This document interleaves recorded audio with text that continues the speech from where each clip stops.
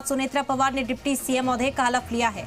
महाराष्ट्र की पहली खातून deputy CM बनी सुनेत्रा पवार। राजभवन में हुई हलफ बर्दारी तकरीब, गवर्नर आचार्य देवव्रत ने दिलाया ओहदे का हलफ। बता दें कि सुनेत्रा पवार महाराष्ट्र में डिप्टी सीएम के ओहदे पर काबिज होने वाली पहली खातून है। उन्होंने मुंबई के लोक भवन में ओहदे और राजदारी का हलफ लिया है। उन्हें गवर्नर आचार्य देवव्रत ने ओहदे का हलफ दिलाया। डिप्टी सीएम अजीत पवार का 28 जनवरी को तैयारा हादसे में फौत हो गए थे और उनके इंतकाल के बाद ओहदा खाली हुआ था। लेकिन सुनेत्रा पवार के डिप्टी सीएम बनने के बाद सवाल ये उठ रहा है कि शिवसेना एकनाथ शिंदे ग्रुप के साथ अच्छा खासा अक्सरियत होने के बाद भी बीजेपी ने सुनेत्रा पवार को डिप्टी सीएम क्यों बनाया।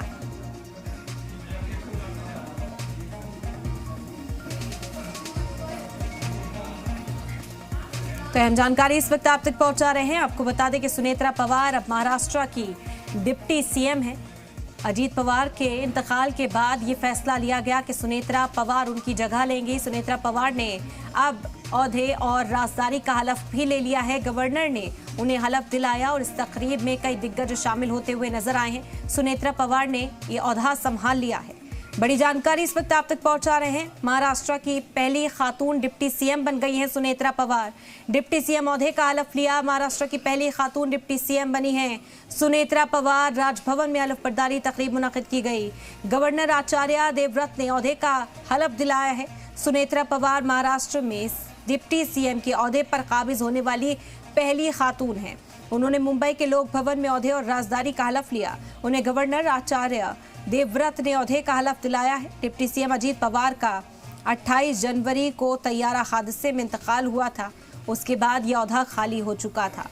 लेकिन सुनेत्रा पवार के डिप्टी सीएम बनने के बाद सवाल ये उठ रहा है कि शिवसेना एकनाथ शिंदे गुट के साथ अच्छा खासा अक्सरियत होने के बाद भी बीजेपी ने आखिर सुनेत्रा पवार को डिप्टी सीएम क्यों बनाया है। क्या पर्दे के पीछे भी कोई तस्वीर अभी खुलकर सामने आनी बाकी है। इस तरह के कयास लगाए जा रहे हैं क्योंकि एनसीपी में भी मीटिंग्स का दौर देखने को मिल रहा था।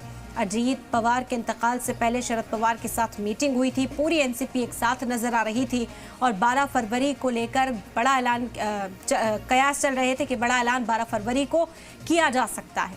अब उसका भी इंतजार है। सुनेत्रा पवार को डिप्टी सीएम बनाए जाने पर भी इस वक्त कई कयास लगाए जा रहे हैं कि क्या हिकमत अमली इस वक्त एनडीए दल की है। सुनेत्रा पवार को अजीत पवार की जो जगह दी गई है जज्बाती तौर पर दी गई है, एनसीपी में वो जो जगह खाली हुई थी उसे भरने के लिए दी गई है, या इसके पीछे की वजह कुछ और है। बता दें कि महाराष्ट्र विधानसभा में 288 सीटें हैं और सरकार बनाने के लिए 145 सीटों की जरूरत होती है। महागठबंधन में चुनाव लड़ने के बावजूद बीजेपी अकेले दम पर अक्सरियत हासिल करने के करीब पहुंच गई है।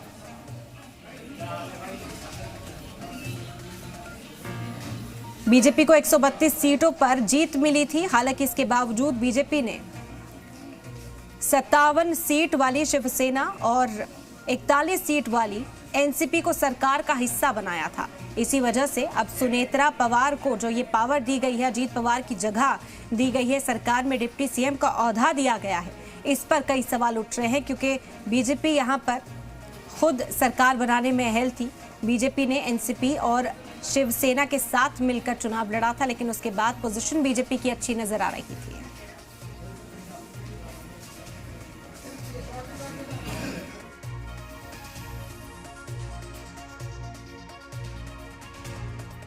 सुनेत्रा बहनी ने हमेशा अजीत दादा का कठिन समय में टाइम दिया है, कठिन समय में उनका साथ दिया है और आज जब महाराष्ट्र को ज़रूरत है तब भी सुनेत्रा बहनी जी ने ये इतनी बड़ी जिम्मेदारी ली है, तो कार्यकर्ताओं के लिए बहुत अच्छा है।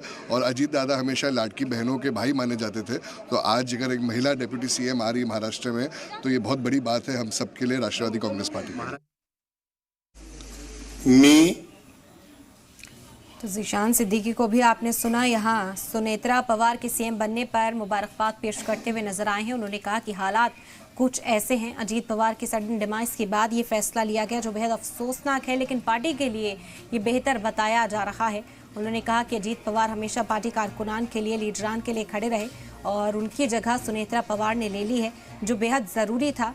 सुनेत्रा पवार भी अजीत पवार की तरह सरकार चला सकेंगी और लोगों से जो राब्ता था अजीत पवार का, जो एतमाद लोगों के दिलों में अजीत पवार के लिए था, वो सुनेत्रा पवार ही बना सकती थी। उनसे बेहतर कोई नुमाइंदा अजीत पवार की नुमाइंदगी सरकार में नहीं कर सकता था और इसी वजह से सुनेत्रा पवार के चयन को इस वक्त तमाम लीडरान सराह रहे हैं। उनका कहना है कि ये सही फैसला था जो सुनेत्रा पवार की ओर से लिया गया है। गवर्नर ने उन्हें इस मुश्किल वक्त में बड़ी जिम्मेदारी आज सौंप दी है। सरकार में ये बड़ी जिम्मेदारी जो है सुनेत्रा पवार के कंधों पर डाल दी गई है। डिप्टी सीएम का ओहदा ले लिया है। इस वक्त उनका पूरा परिवार गम में है, सोग में है। बावजूद उसके जो आवाम के तय उनकी जिम्मेदारी है, जो फ़र्ज़ हैं, उन्हें निभाती हुई बखूबी नज़र आ रही हैं सुनेत्रा पवार।